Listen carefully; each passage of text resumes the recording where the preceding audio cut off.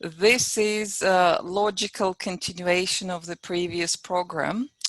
And for those who haven't seen this program, I highly recommend, please either check this link, I'll share this presentation as usually, or this is the link to YouTube, or just visit our video gallery on IM Events website. And in our video gallery, you will find this program listed for free. So I hope everyone had a chance to see this program, which was made on 28th of November last year. So in that program, I was talking about my general insights, general findings regarding mediums brainwaves. I did my best to show as many examples as possible, and we looked into two table tipping experiences, for example, for gamma. We looked into unusual out-of-body experiences. We looked into brainwaves of natural mediums. But today, really, I would like to take you into more detail. Namely, I would like to share with you like 3 big cases or 3 big experiments. And then if we have time, I have little tasty bites that we may cover today or maybe some other time, because just I want to hear some feedback from you, whether you would be interested to know, for example, how we did experiment with stress or distraction. So you might be interested to see how different people respond to stress or to these distractions.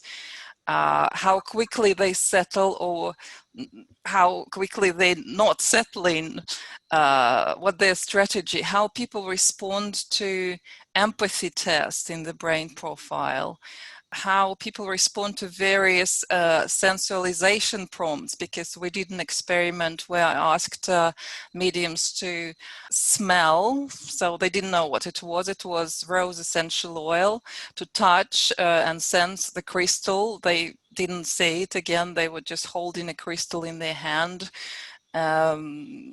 Connect with the person on the picture, travel to the place on the picture, and listen to the audio. So I tried to connect or involve as many senses as possible as some extra stimulant experiments. So it was fun to see what I found there as well. We did double meditations. Both of them produced interesting responses.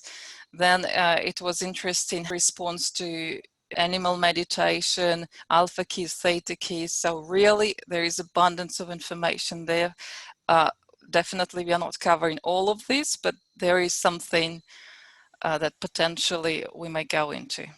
I'll start with the simple thing because I thought, first of all, it would be nice to remind us how we analyze mind mirror sessions, because as soon as I had all of these sessions recorded, I was facing myself with the question, how am I going to analyze it? How can I make it standardized more or less so that it's easy for me to compare one person to another and definitely see overall picture and don't miss anything interesting. So what are the main questions to ask and where to look for answers?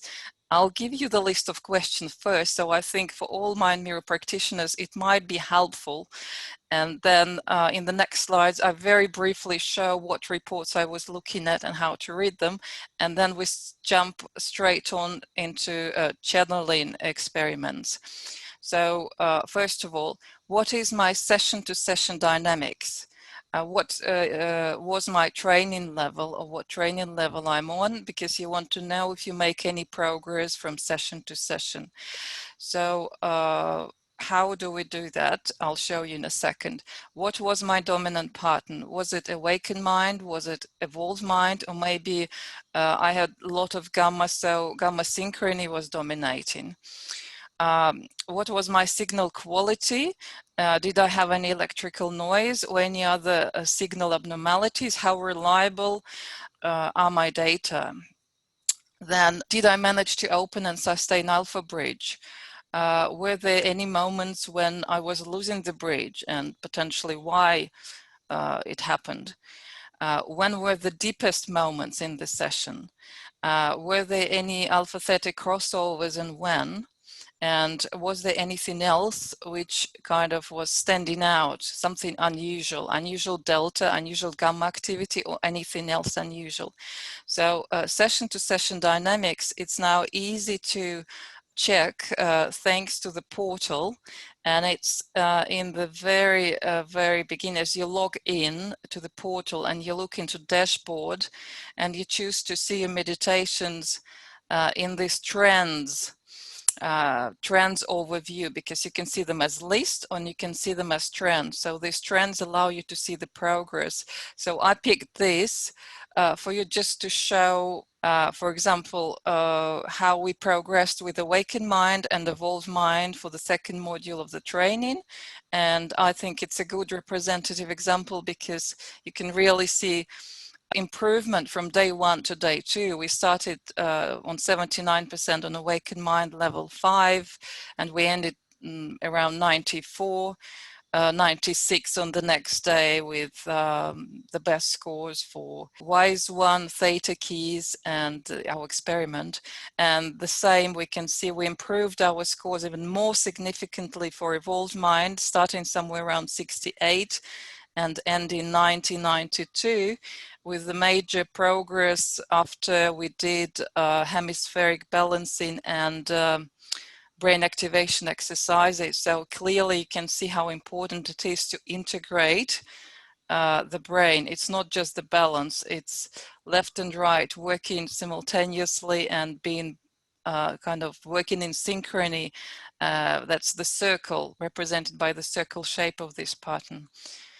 So dominant pattern, I find it useful too, because you can see how all other meditations on the day looked like this, but then experiment, the very last pattern definitely stands out with gamma. You probably can see a little artifact on the right, but still you can see there's definitely more going on top. You know, we see this kind of red head. Then dominant pattern also is well seen with the mind mirror summary plot. And it's just different dots that we can see on a timeline representing different patterns, like yellow dots for Awakened Mind. You can see on the top chart, yellow, red, and some gamma. But then in the bottom chart, you can see gamma basically overriding everything else with just blue, blue, blue everywhere. So clearly you can see the difference. So first top chart was brain profile, bottom chart was mediumship experiment, and you see how gamma kicks in. Signal quality, of course, is important, and we can see it in my Mind Mirror Portal signal quality, and we can look at just signal quality data where line where it should be equal to 1, and I showed that signal was leaking somewhere in the middle of the session. We can look at spectral summary for any noise, and it will clearly show if there is any electrical noise. You can see the blue line in both left and right hemisphere, so clearly there was some noise. And then we can also look at the SMG artifact amplitudes for any movement tension artifacts that may result in high gamma or high delta. Which would be just an artifact, not the real data. So deepest moments, I often looked into dominant frequency. So whenever it drops, I assume this is the lowest, the deepest experience in the session. And it's always good to check what part of the meditation that was and ask yourself a question: what happened, what you were feeling, sensing, experiencing, and then explore a bit more with the composite display why this drop happened. Was it due to theta or due to delta? And then you may find some insights or potential landmarks there for yourself.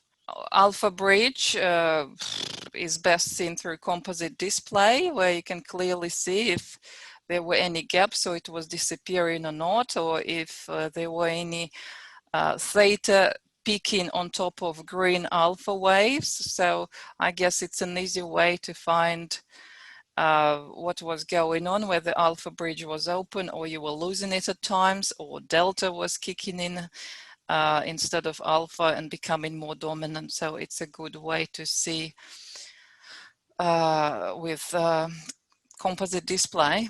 And then anything unusual, the same. So you'll see major unusual things with the composite display, like presented to you in the charts here, where you can see how alpha bridge was kind of overrun a bit by delta and gamma on top chart, and in the bottom chart you can see that there was a period of very intense delta. These are examples from today's presentation, so I explain a bit more later.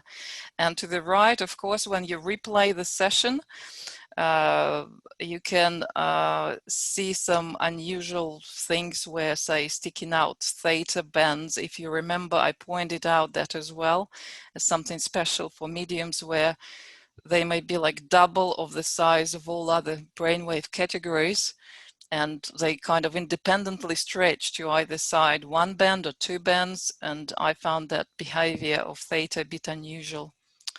So here we are, and I would like to present to you the case with one medium. It wasn't my case, it was the case I received from Inge, who runs Valencia Development Center, the center which invited me to do this training for them.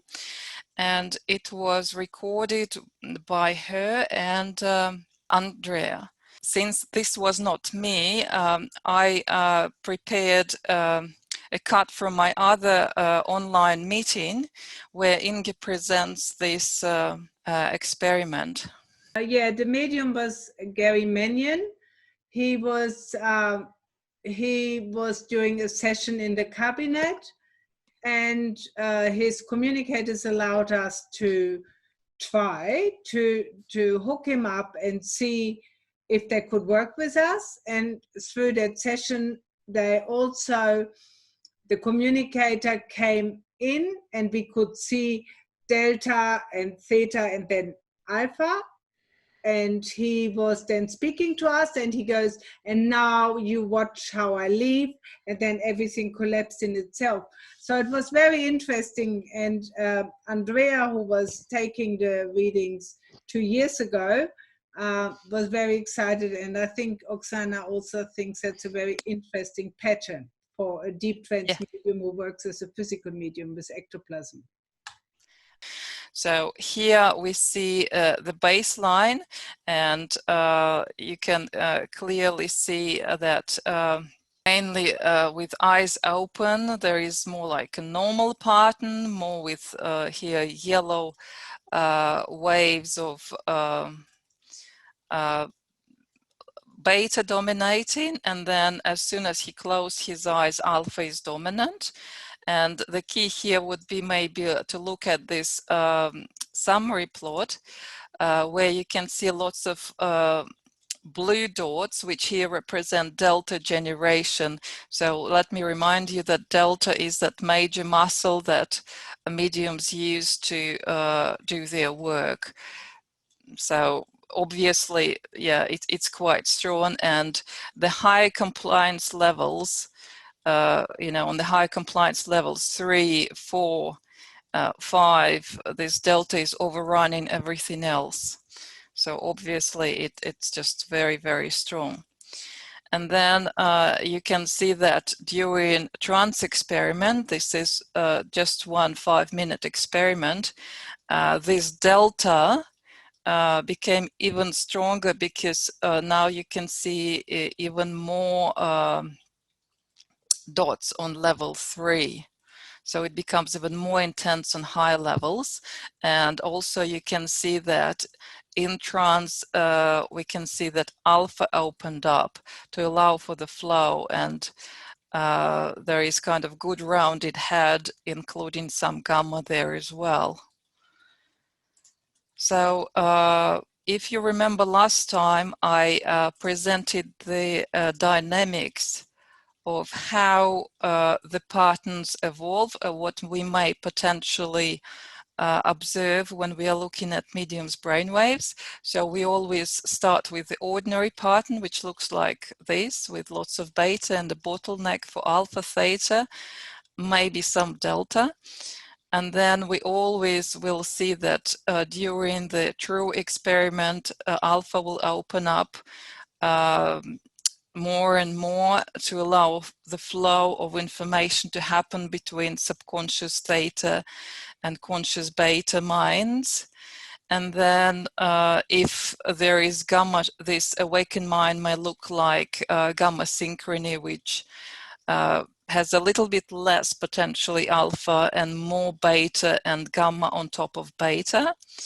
And then we could see evolved mind pattern, or universal consciousness, this circular pattern. So whenever awakened mind expands all bottlenecks even more, we will see that theta will start, getting closer and closer to alpha, and the pattern becomes more balanced and circular, the pattern of unity or oneness, or the sweet spot, as one of the mediums put it.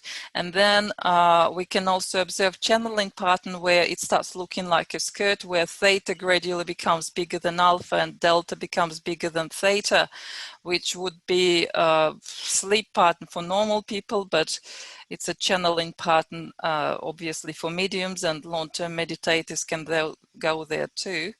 And in extreme cases, we can see something which looks like nobody is at home, where all brainwave categories collapse, or sometimes there is only delta open, or which we can call near out of body or yoga nidra experience.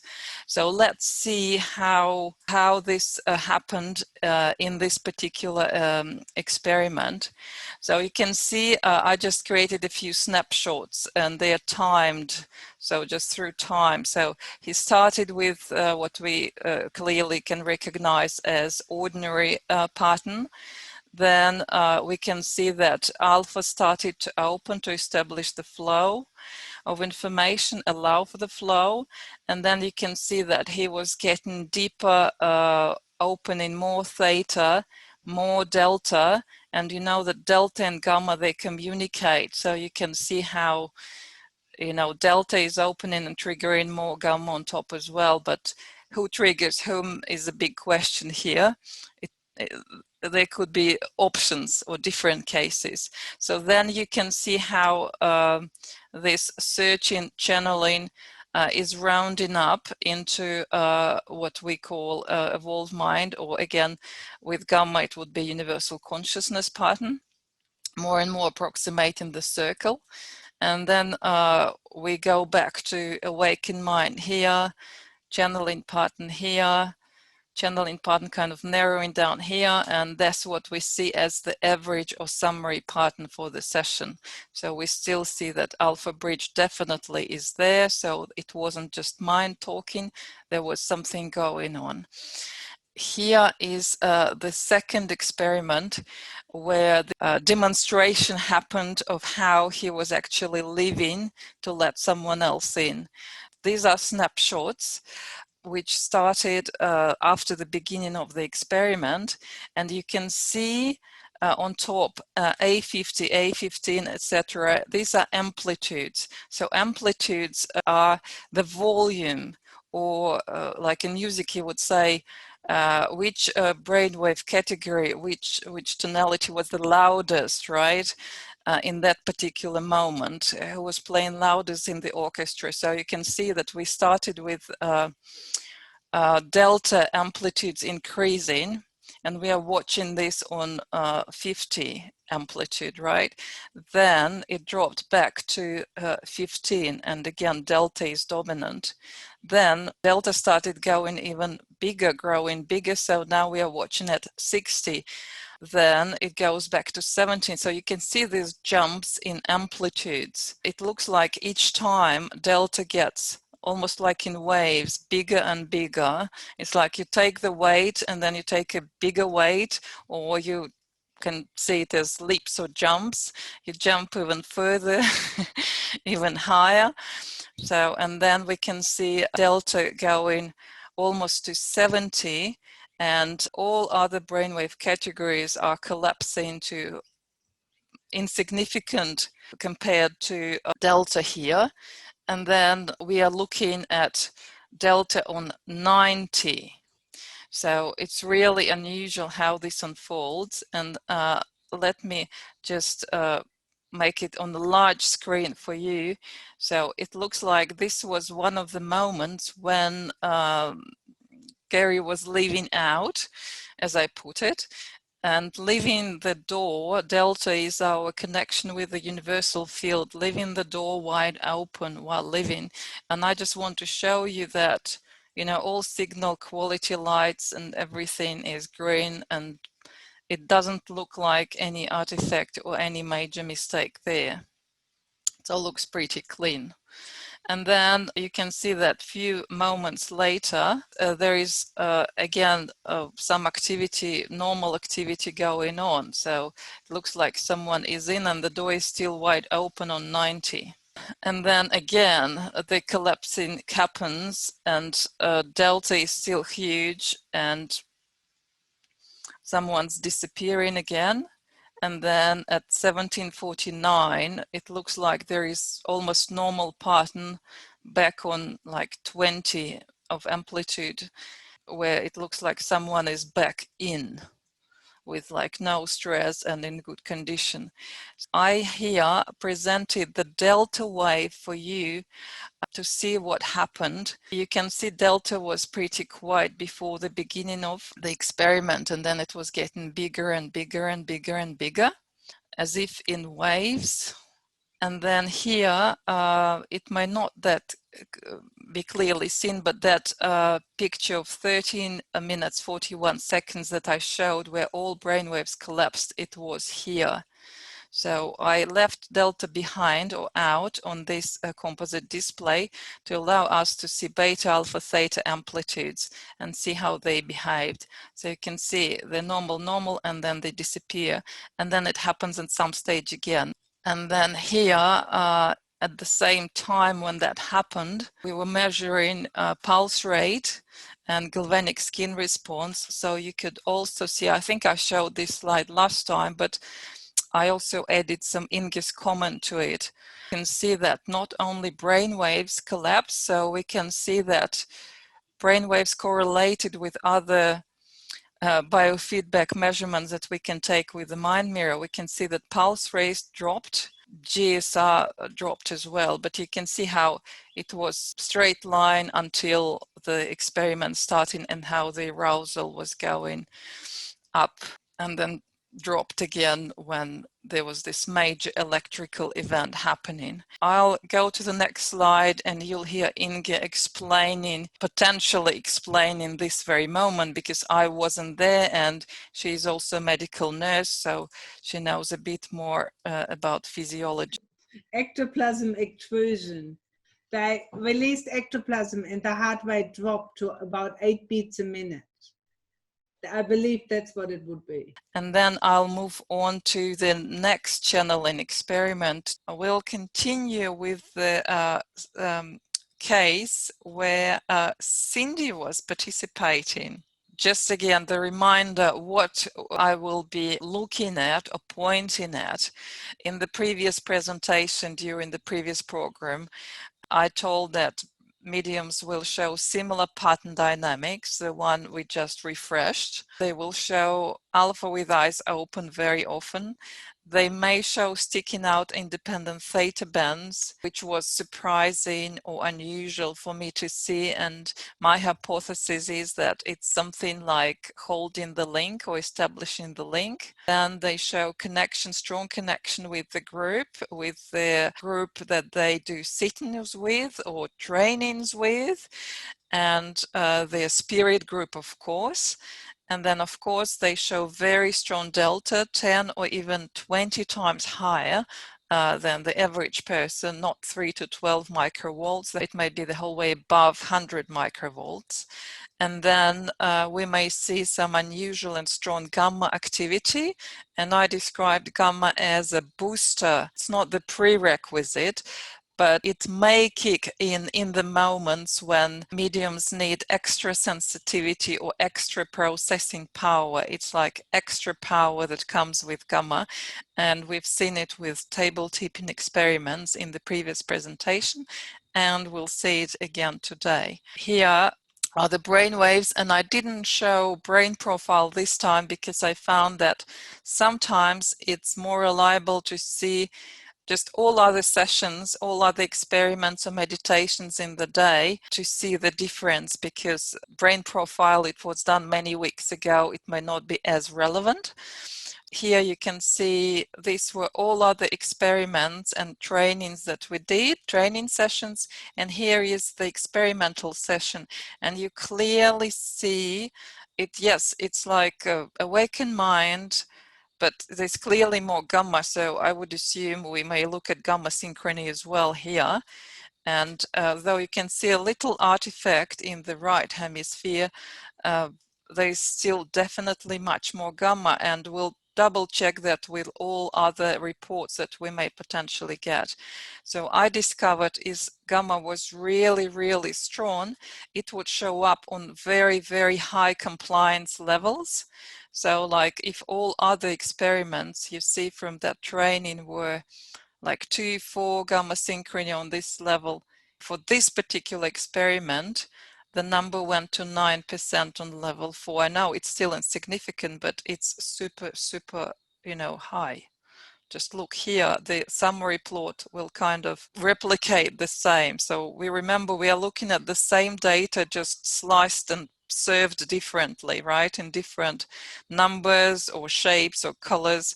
So mind mirror summary plot once again will prove that, oh yes, definitely there is more gamma there.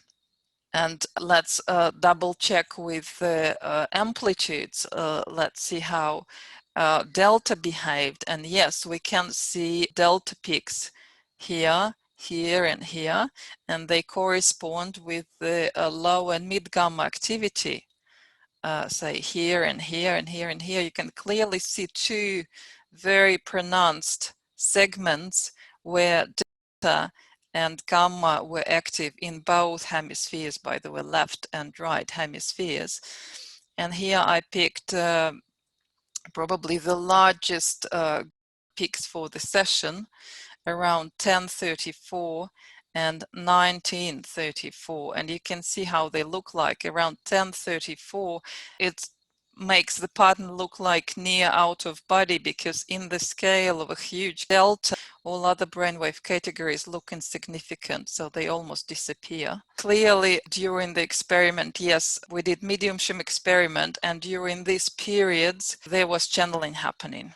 So it exactly these peaks, these lumps, they clearly depict and reflect that. Here we can see the same data, and we can see the composite display, and it gives you a bit more information. So we can see delta happening here, delta peaks. Then we can see delta, and then gamma kicks in and channeling happens. And then again delta, and then gamma kicks in and channeling happens. Busy gamma segment is reflected here with more blue gamma dots on the highest compliance level, level 4 and level 3 as well. Here is again experimental session, and I'm showing you the composite display where you can see all brainwave categories and how they evolved and what happened. And with the yellow marker here, I mark the most obvious kind of sticking out theta bands where theta was really remarkably standing out. I'm just showing you how easy it is to see this sticking out theta in the composite display, and then you can use the timed replay. You can just say go to minute 4, and you'll see this particular picture. It corresponds to this sticking out theta here. So it's really easy to analyze and find these things in the Mind Mirror portal now. So you see it wasn't very long session, but there were quite a few sticking out theta bands starting from the very beginning. And interestingly, it looks like it's always the lowest theta band, again and again, right or left, and doesn't matter, or both sides. Sometimes it's kind of going out together with delta, but at other times it's just absolutely independent, or at least significantly larger than other brainwave categories, which, you know, made me think I need to point this out. And especially if this is repetitive and this is the same band, it looks really, really suspicious. So straight from the beginning of this experiment, I felt, okay, I can see something is happening. I can see delta building up almost like in waves, as we said, we saw before. You know, it's growing, there is the peak, it rolls back, and then it's growing again, and then it rolls back, and then it's growing again, and then it rolls back, and then growing and rolls back. So it kind of comes and goes in waves. And I said, okay, delta is searching for connection. A good metaphor that I like to use for delta is like fishermen throwing the net for the fish, or searching, scanning the unified field. And then as soon as I see something like this, it feels like, okay, something might happen. It may be that we've caught the fish, that the fish is there. Maybe it's a bad metaphor, but it really kind of helps me to make sense out of what's going on. And I can tell you more that from my subjective experience, I'm not that experienced in working with mediums at all. I'm still consider myself an absolute beginner, but the closer we were getting to the channeling moments, the more I started to feel goosebumps, like chill on my back, goosebumps, and then I see, okay, delta is working. I can see this unusual sticking theta bands, so it looks like we're establishing the connection. And then I feel these goosebumps, which kind of is triple proof to me, okay, something is going to happen. And then more experienced Inge, of course, she was saying, okay, come in, okay, you're welcome, or something. She was saying some welcoming words to encourage spirit to come through and communicate with us. So these were two people experiments. So I'll show you, both of them were channeling. So this is another person, and you can say that probably there were two other training sessions on that day where gamma was even more active than during this particular experiment for the second medium. So again, we are looking at the average summary patterns for all other sessions on the day. But again, the last one, the previous one was, you see, House of Doors, how it looked like. And then this was the very last one after that.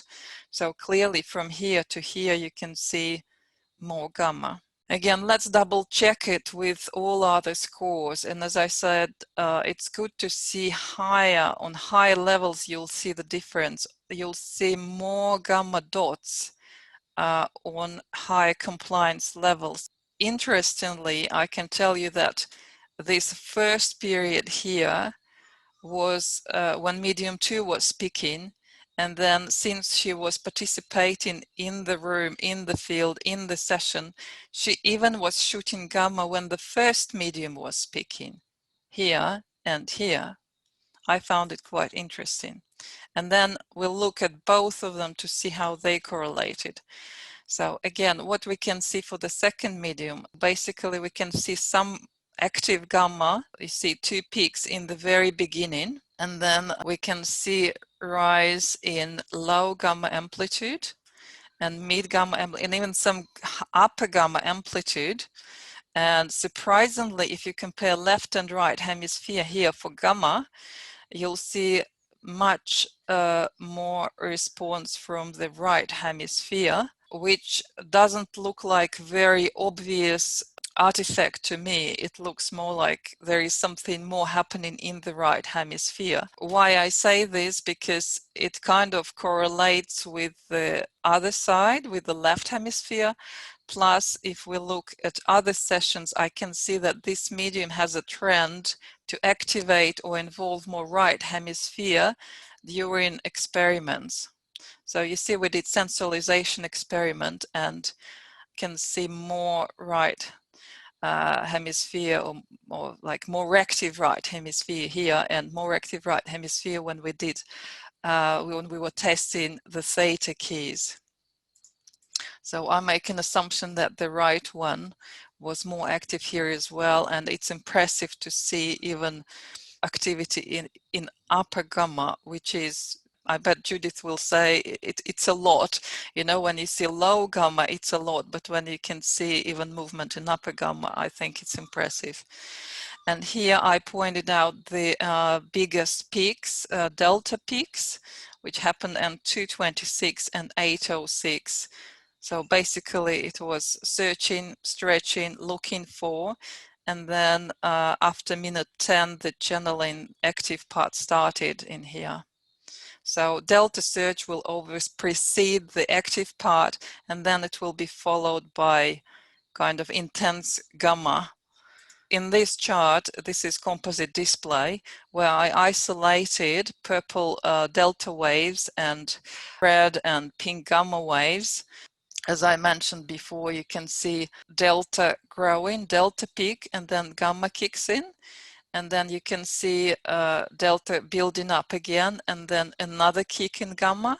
So it's kind of more obvious here. And then there is always rise in gamma after delta peaks.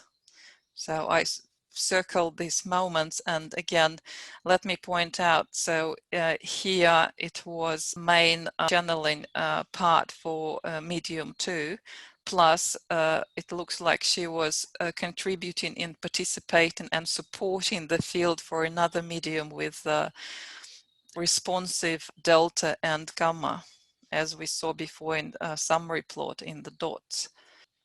So here is the full overall session dynamics. You can see 10:52, 13:05. So this was the active part where this medium 2 was speaking, and then 16:50 to 20. 37 was first part for another medium, but this one was supporting clearly.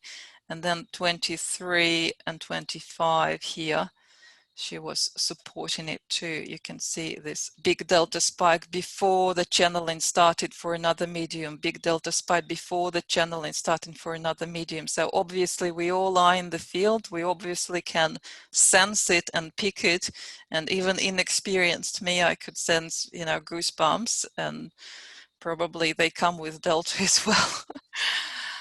So this medium didn't show as many sticking out theta bands, but they were present as well. And they were mainly present before she started talking. So it was 8, 9, 9, and at 10 something she started talking just before that.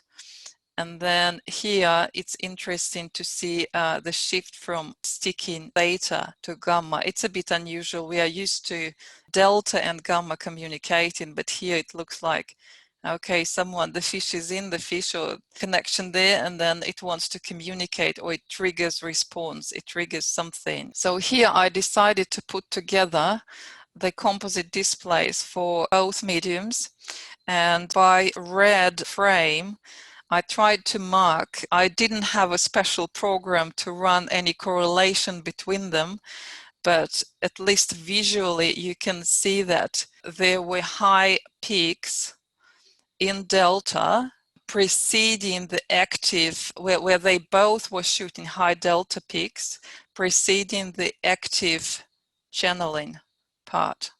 So the blue one will be the first active channeling. And actually this was second medium was talking first, but you can see how much the first medium was shooting delta beforehand. So again, it looks like we obviously are in the same field and sensing and communicating and supporting each other. then I saw like around 16 minutes, another, peaks in this period just before the second active channeling part started, where the first medium was speaking. And then again, the same, you can see peak here and peak delta peak here. And then the active channeling part started for the first medium again.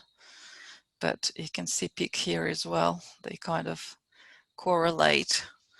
So I found it like unusual. And if I had a chance to really run through a proper program where it's not my eye comparing the data, but it's the program putting things together, we probably will find even more correlation. And then I was trying to see if there were any similarities in timing of sticking out bands, but as I said, the second medium didn't show as many, but still there were some or more just before her active channeling part. So look, 8, 9, 9, and here 8, 9, 9, 9. So I found it quite interesting too. Here was the second channeling case. If you have questions, you're very, very welcome to ask them. And if you like, we can look together, because when you see them play live, it's definitely different when you see them static on the screen in various charts. Plus, this particular session was recorded with the voice recording function of the Mind Mirror.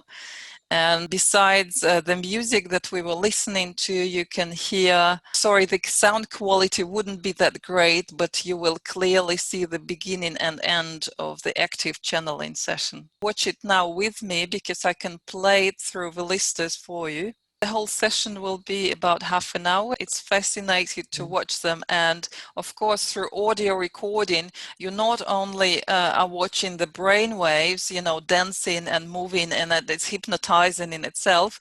You are listening to beautiful music that we were listening during this experiment. And it starts with Deva Primal, and it's interesting in itself, because we used this same track many times during these trainings, and it's Hari Om Shiva Om. And I was surprised. I was like, clearing my eyes. It's like, is it a glitch, or do I see on the sound Om everybody opening theta? It looked like two groups were like Hari Om, Shiva Om, and theta amplitude goes up. And I thought, that's interesting. I need to double check that, because it looks like a glitch. Am I imagining it, that everybody is just responding kind of, like in the choir, the brain waves in the choir responds to the sound of Om, which kind of does make some sense. Because any connection with God, unconditional love, acceptance, will amplify your theta. Well, in this case, maybe it would be very cool to watch it with you.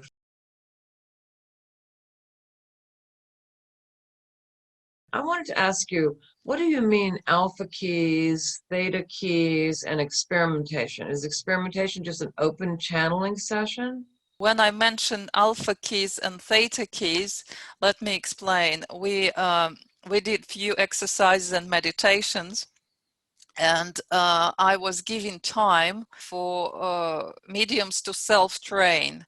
So the self-training looked like, yes, you can try to train alpha with eyes open, right? Because it shouldn't be a problem for them anyway. But I wanted them to become aware of how alpha feels like, when it's open. What's So the it's feeling? landmarks.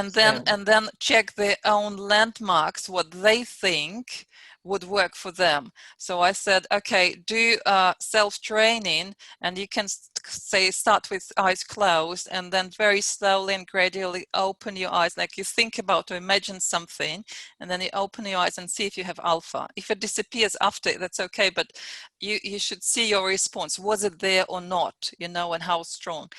and try different landmarks, different triggers that you may think of, because we discussed what are common, you know, like images of nature, different sensations as you go into detail of sensing something in detail through all your 5 senses. So, or just thinking for theta, it was more thinking about things that you love, you know, dogs, kids, spirit guides, and it was surprising what people were coming up with. And then I said, okay, and now I'll run the experiment, because it was probably hard for you to test yourself. Pick 3 landmarks for alpha that you think are the best for you. Pick 3 for theta, and let's check them.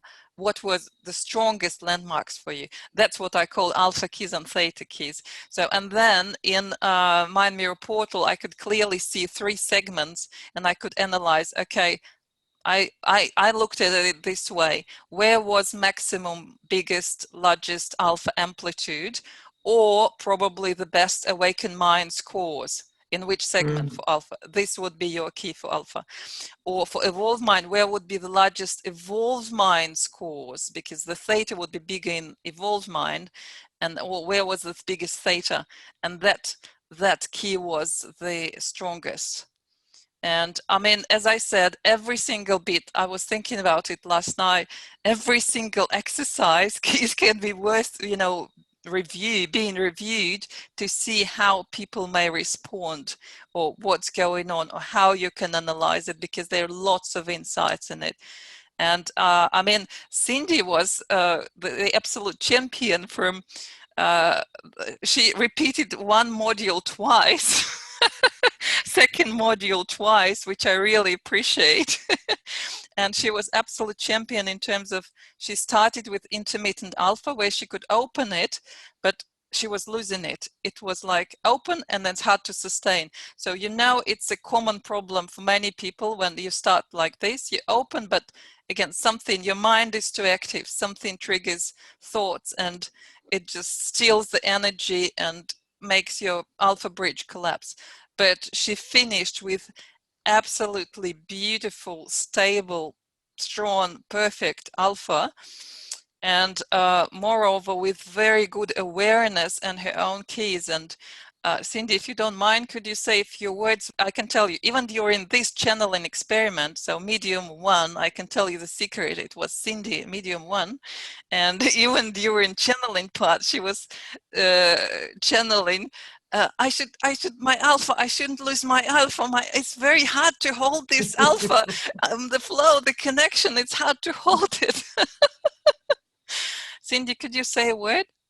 Because you developed this awareness, very good awareness of how to keep it open. I don't know. It's just a matter of, as I say, being present, but without, you know, letting the analytical mind take over, and without falling asleep at the same time. It's just a matter of, I suppose, part of it's going within and just not letting everyday life get in the way, and not being disconnected at the same time. Okay, so if it was through the guided meditations, then it would be more focusing on an inner visual of where I was, placing myself in that particular scenario and going with it.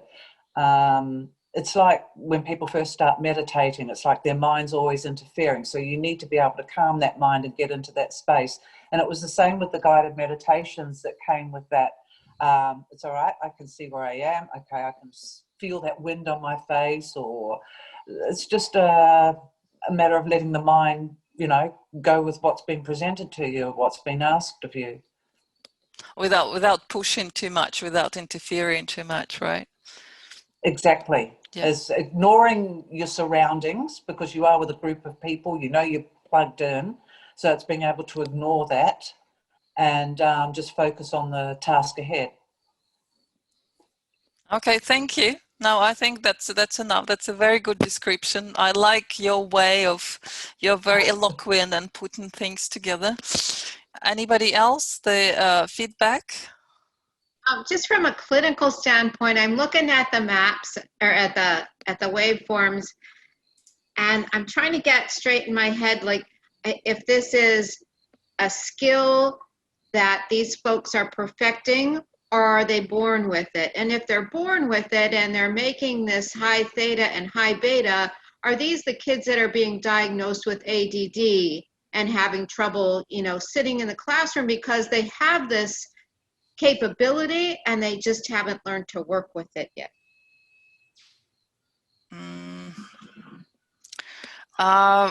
Paula, I haven't done any clinical tests, which we discussed with Gary, and which probably would be wise to do if I have to continue with the trainings, because it's very likely we will find the connection. Because as we discussed, I think last time, all these people, they're extra sensitive, or I mean, hypervigilance comes hand in hand with high strong delta. So extra sensitivity and hypervigilance, with both, in both cases, we'll see, you know, the same very active delta. So my only kind of understanding of it is that it's the same tool, the same muscle, it's just how you are using it. You know, I don't think, maybe you are born with it, but I'm more suspecting that it's just the way you were shaped, your nervous system, the way you interact with the world makes you this open and hypersensitive, and then various life situations as you grow, they contribute and make you even more sensitive. You know, we I think when Judith mentioned last time, most likely there was some experience, not of violence or abuse or anything that cracked you open, anything that really made you that sensitive. But as long as the person is not suffering from it or is aware of it and kind of can use it in his own and other people's benefit, I suppose it's fine. It's healthy to develop like a good sense of, you know, where you are, where other people are, good sense of your boundaries, and then learn to take care of your boundaries so that you stay, you know, safe and sane and healthy. Did I answer your question? Can I? Kind Oh, of, sorry. kind of. It makes sense. I just wondered, you know, as far as childhood history, if they struggled as children, if it is an kind of an underlying pattern that they learn to develop or is shaped by their history, you know, or are these some of these the kids that struggle in school that, you know, we try to train them out of this state rather than nurture it? I'll add two things. I think most of people are predisposed. You know, mediums will be predisposed to this. Plus, I'll ask Cindy to confirm me or disapprove me if I'm wrong. That most of people who come across this work, they say, I mean, they in this or that way guided to this work. You know, they are attracted to this work, or they would even say, I have a contract with the other side. I feel, even I may not like it, but that's something I have to live with. I have to be with it, and that's my service. So if people want to excel this, you can't stop them, right? And Right, I say right. there's nothing wrong in pushing these boundaries of your extra sensitivity. Plus, I highly recommend again to watch the Surviving Death series, because the very first episode, I think, was about people who survived near-death experience, and sometimes it made them extra sensitive. So they opened this door and they Right. couldn't close it back, and they were finding problems because they said, we started seeing and sensing more than before, more than we want to sense, but we can't close the door back. Thank you. Paula, I can add a little something. I see Robert wants to add something too. And so I think ultimately, of course, this is my hypothesis because I haven't hooked up 100,000 people to prove it. But I think that it's true that Oksana says that some people are predisposed, but also predisposed by their life experiences. People who have this high amplitude theta, you're right, that is ADD, ADHD, and they'll also have high amplitude alpha and very often high amplitude delta. The main difference is that those typically kids who grow into adults will have low beta. And so then you have almost a fork in the road for these people who have this potential with those lower frequency, high amplitudes and the lower alpha, theta, delta frequencies. One will be if they're open to this kind of thing. If they're not open to it, they're not going to have that mediumship experience. I mean, I've never heard of a situation where it just turned on in somebody all of a sudden. Typically, if it turns on, it happens when they're children. You know, they're aware as children that there are spirits. But and then the other part of the fork would be that they would say, I'm very highly sensitive, I'm very creative, I do perceive the existence of something other than this material world, and they have the brain waves, then they can, with their high amplitude theta and delta, generate that gamma that you see prevalent. Oksana has shown so prevalent in the medium she studied. And then they can walk through the doorway.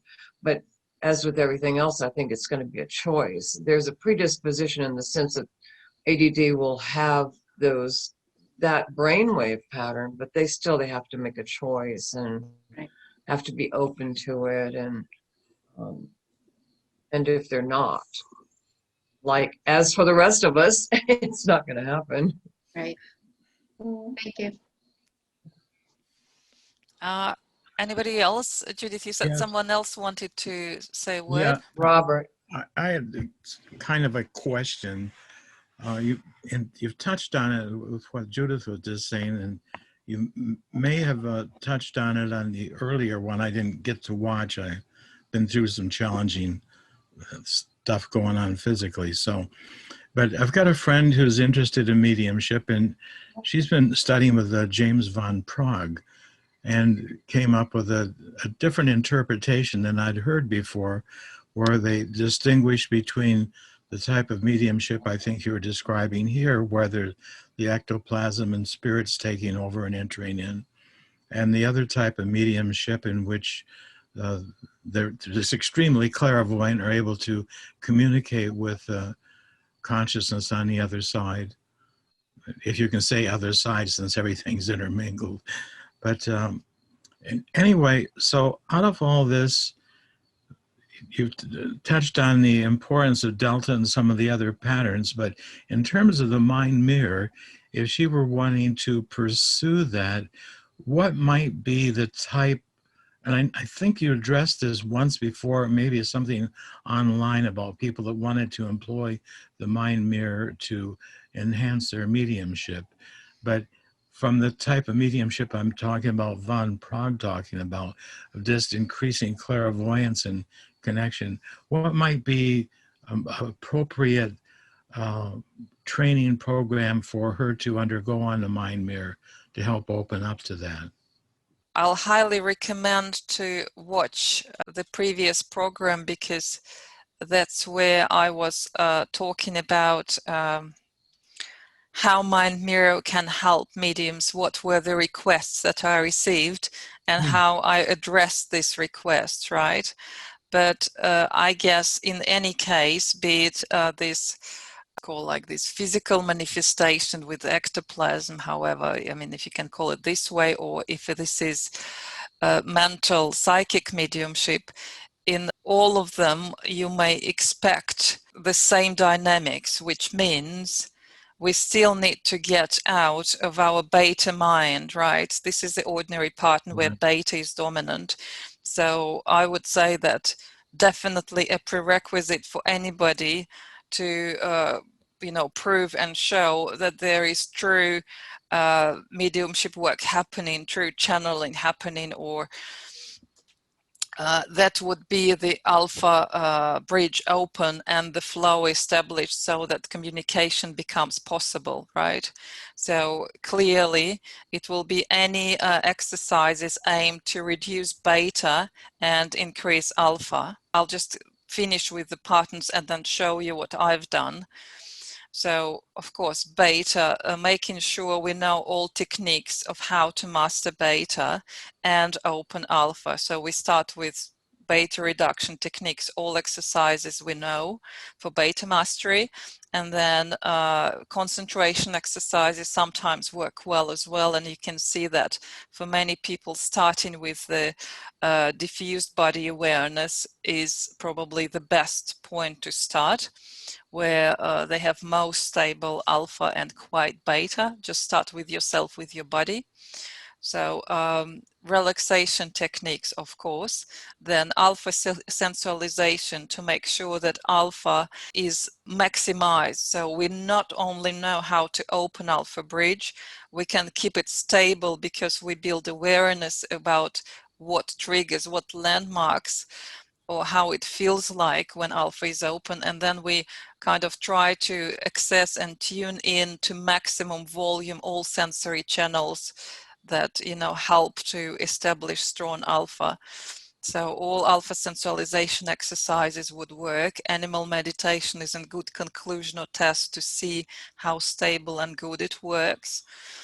And then, as I said, very often this is a dynamic. So from ordinary pattern, we have to establish the flow, open alpha, and that's what we call awakened mind. And then the next step could be either channeling or evolved mind. It depends. So that's why the arrows dance like this. So very often I would see just 1, 2, 3, 1, 2, 3, or 1, 3, 2. So it's just like a dance, but the order might be different. So very often after you opened your alpha, you will start sliding deeper and start opening your theta more than alpha, and then maybe search with your delta more, going into something like channeling pattern, which, as I said, normal people may simply fall asleep. If they're non-meditators, if they're not mediums, they'll just drift into sleep.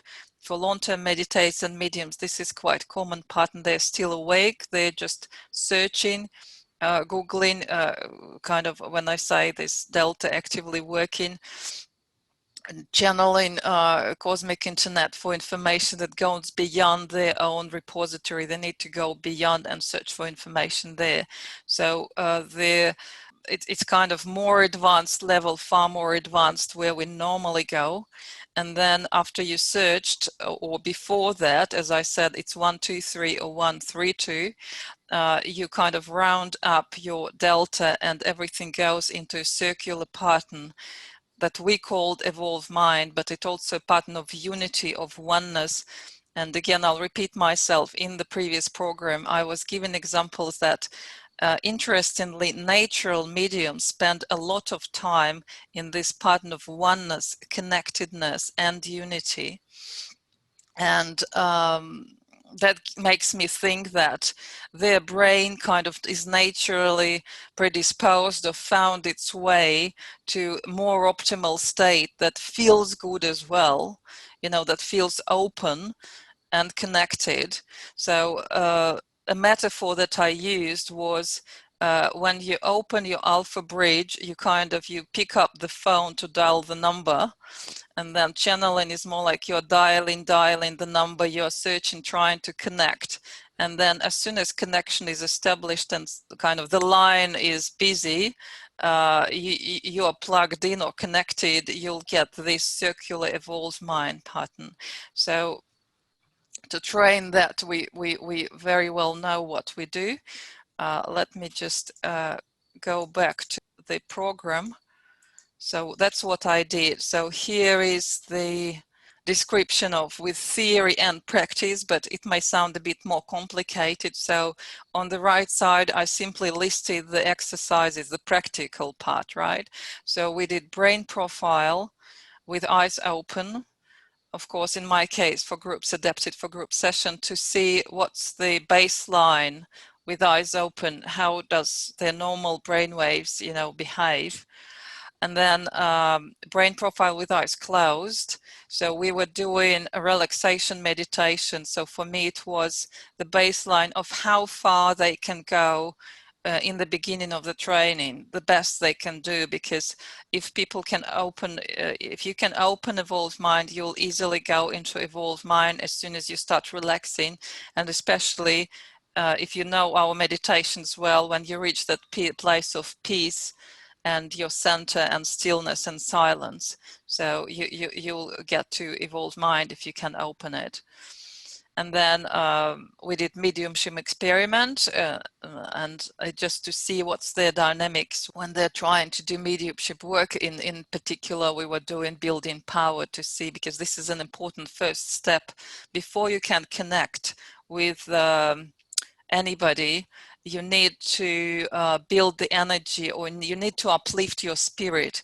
And again, please revisit the previous program, because I was talking even about the emotional scale and how it works, and how potentially it can correlate with our brain waves. So again, building power, I can tell you or remind you another secret. Building power or sitting in one's power will often mean sitting in evolved mind state.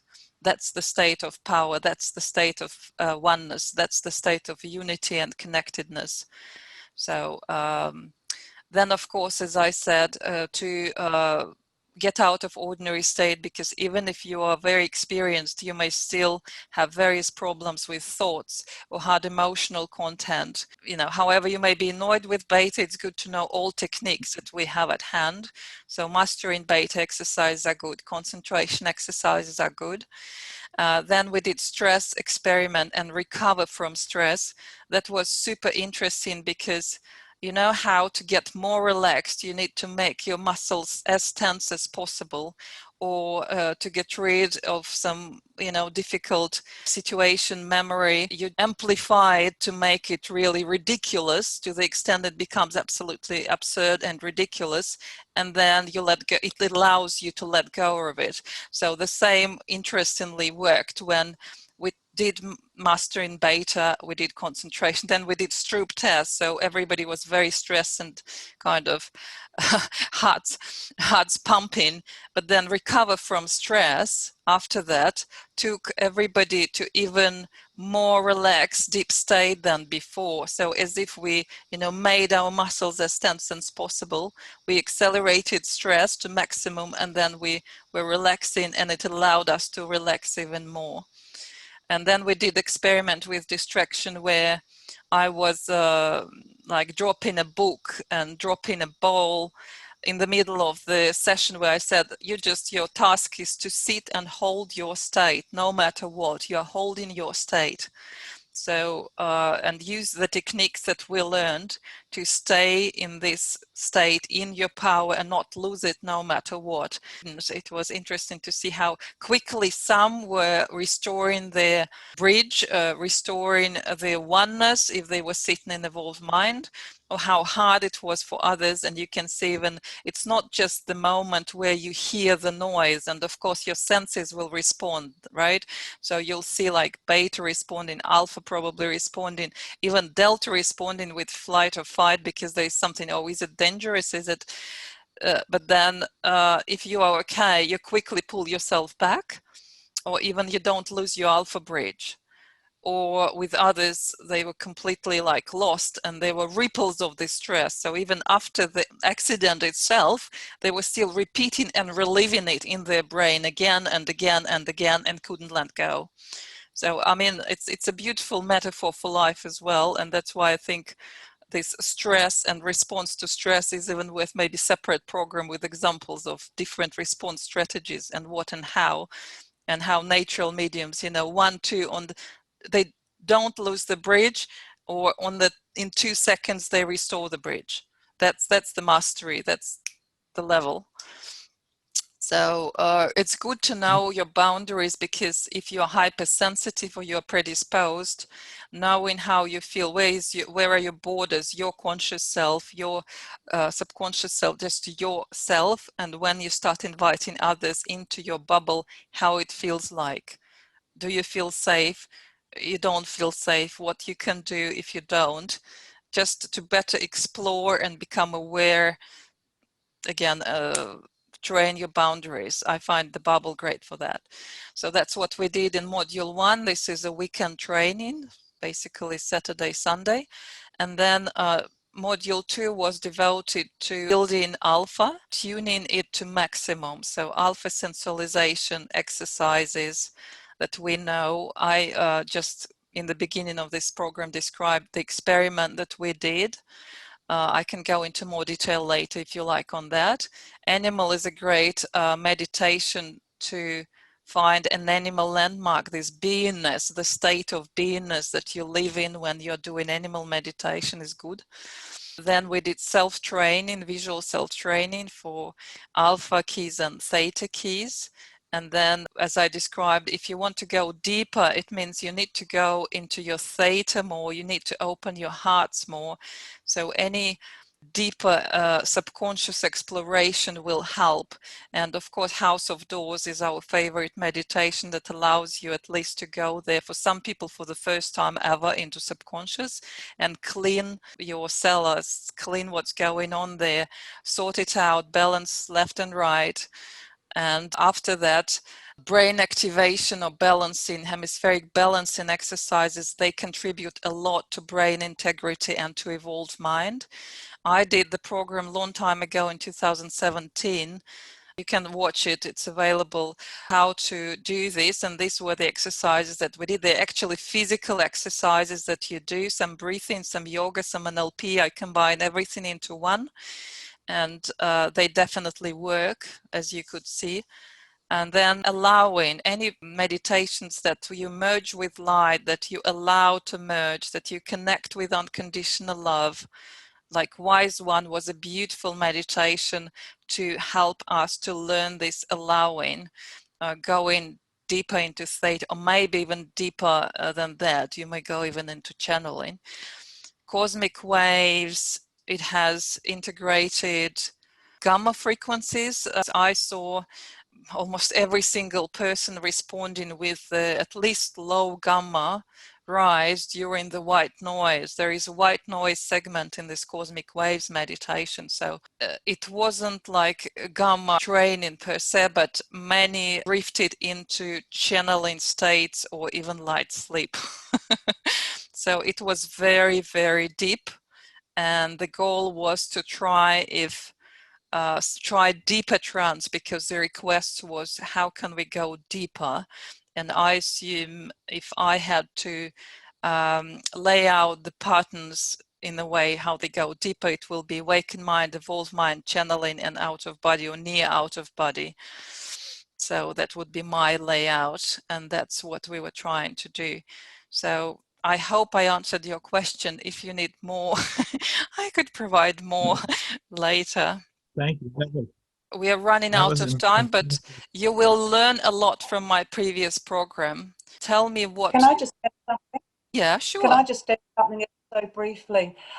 With physical mediums, anyone can be a medium, anyone at all. With physical mediums, most really good ones are born natural. And you'll find there seems to be a bit of a correlation with autism when it comes to physical mediums.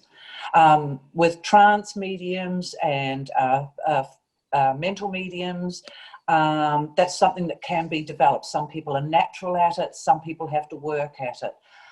With the James Van Prague thing, I'm just trying to cross everything at the moment.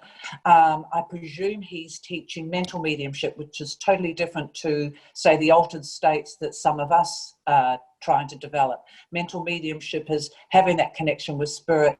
Altered states is letting spirit actually take control. Okay, that was a brief one. I know you're running out of time. And Robert, may I just add that attaining the awakened mind pattern is a great place for your friend to start, because that is the pattern of the psychic, the intuitive, insightful pattern. That's a perfect place to start. And then everything develops out of that. Okay, thank all three of you for your, wow, that was much more than I expected from that question. The different awarenesses I presume, as I say, with James Van Praagh, his teachings, it would be more mental psychic mediumship, which is totally an awareness.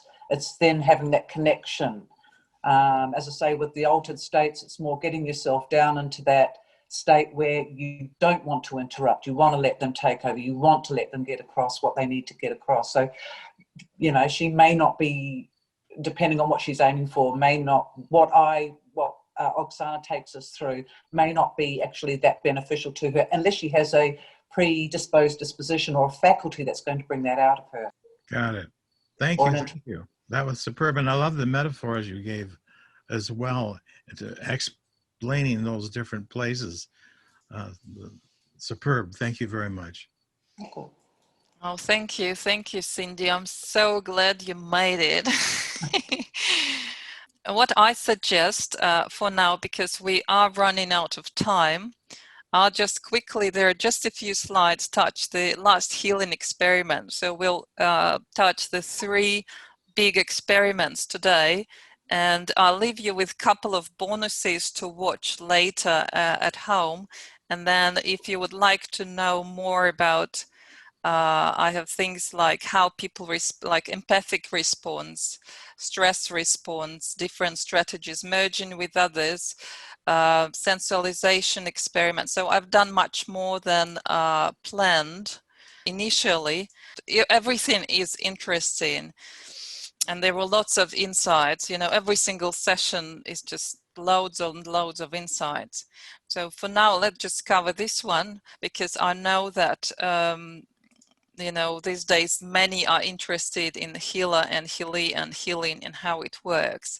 So this was a healing experiment, and here I showed the brainwave sessions for healer and healee during experimental session and during brain profile.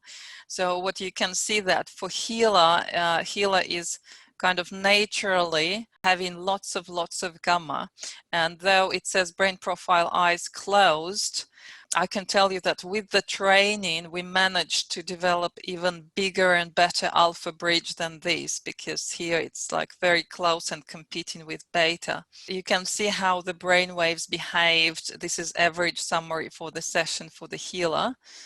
Lots of gamma, but very organized pattern and good proper alpha bridge. And then you can see for the healee that there's not as much or hardly any gamma there, and her average normal pattern very often resembles, it's not quite perfect, we need much bigger upper theta band, but it's still awakened mind very close to evolved mind. It's just, and too much probably of alpha there for evolved mind as well, as Judith mentioned when I asked her about this. So you can clearly see that there was the flow open for both of them. If I compare their summary plots, you can see how healer was actively running gamma, because on the highest compliance level you can see red dot, which stands for evolved mind, and then blue dots, and then the next level down again blue, blue, blue, blue, blue. So gamma overruns everything. And for a healee, you will see that she was mainly sitting in red, evolved mind, and yellow dots stand for awakened mind. So that's where she mainly was receiving the healing.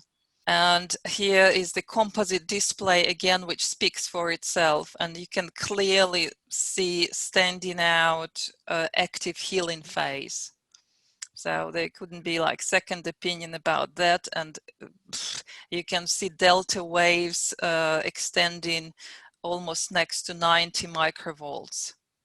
So for me, it was obvious, you know, it was hands-on healing. So I could see that this was the active healing phase. And then there was kind of integration phase afterwards.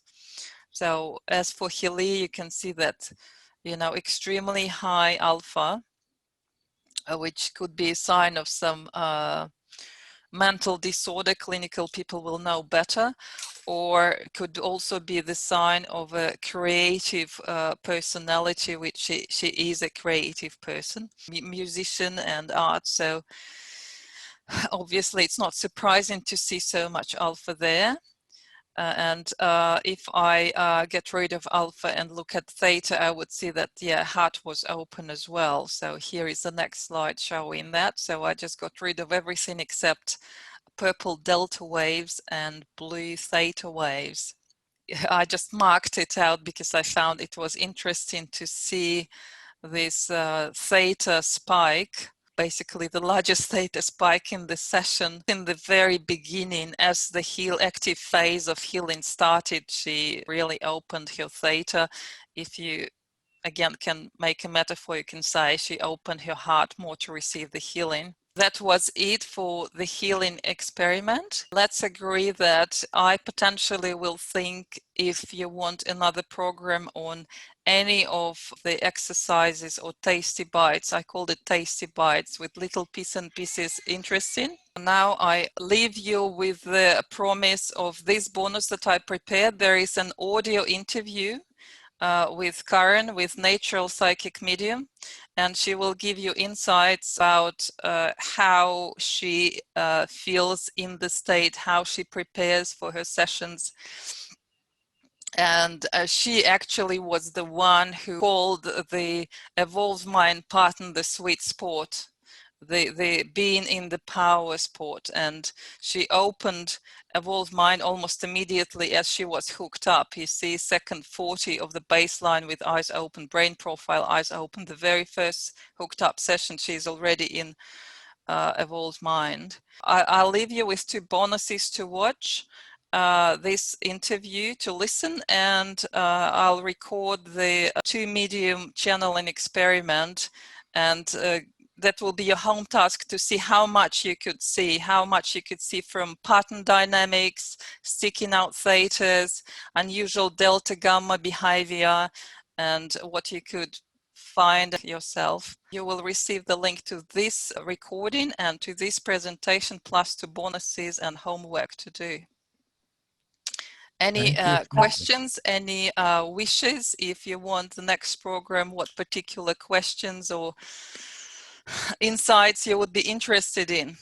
There's a Zoom group on tonight. It comes on every fortnight. Tonight, Inga's speaking, and it's about mediumship. So if anybody wants to know about physical mediumship or even the healing aspect of a physical trance medium who does the healing, she's doing a talk tonight in question and answers. Normally, Gary's actually there going into trance once a fortnight, and he still might be on tonight too. So you'll be able to see an actual trance medium going into trance, and people will be able to ask any question that they would like.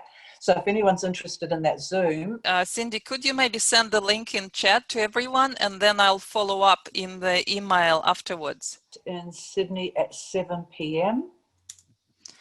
Okay, it depends, because I'm not sure, it might be very early morning or even night to some of our participants, but about say in New York it's 4 a.m. yeah. So anyway, thank you very much. I shared it to everyone via chat, and I'll include this in follow-up message. Probably it would be better to give not just the Zoom link, but to give some Facebook page or somewhere where people we could all follow up. And, you know, if we can't participate this time, we may have some burning questions about healing or trance or mediumship.